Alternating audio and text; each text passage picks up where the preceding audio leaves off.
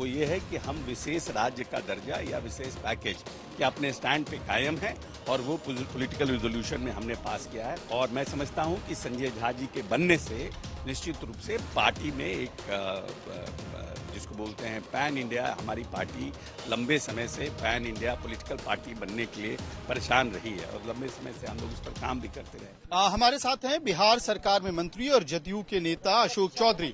Sir, अहम बैठक है आज नेशनल एग्जीक्यूटिव की और बड़े फैसले लिए गए हैं, आज तक से साझा करें, क्या है वो बड़े फैसले? देखिए, हम लोगों ने 2 रिजोल्यूशन पास किए हैं।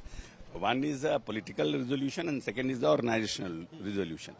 ऑर्गेनाइजेशनल हमारे संगठन को और कैसे धारदार बनाया जाए, हम कैसे आने वाले जो हमारे विधानसभा के चुनाव हैं उसमें किस तरह से पार्टी और मजबूती से चुनाव लड़े। झारखंड में है और आने वाले 2-3 राज्यों में अगले साल भी चुनाव है, तो उन सब पर चर्चा हुई है। और पॉलिटिकल रिजोल्यूशन में जो 2-3 बातें अहम हैं वो ये है कि हम विशेष राज्य का दर्जा या विशेष पैकेज के अपने स्टैंड पे कायम है और वो पॉलिटिकल रिजोल्यूशन में हमने पास किया है।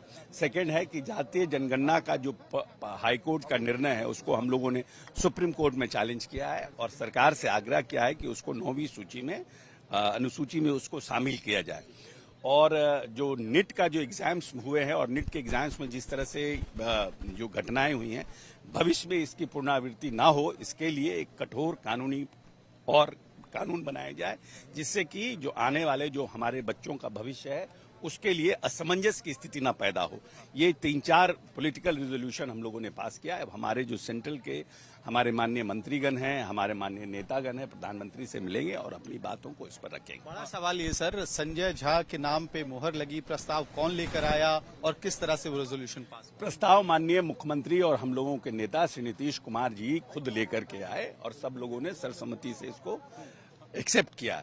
और मैं समझता हूं कि संजय झा जी के बनने से निश्चित रूप से पार्टी में एक जिसको बोलते हैं पैन इंडिया, हमारी पार्टी लंबे समय से पैन इंडिया पॉलिटिकल पार्टी बनने के लिए परेशान रही है और लंबे समय से हम लोग इस पर काम भी करते रहे।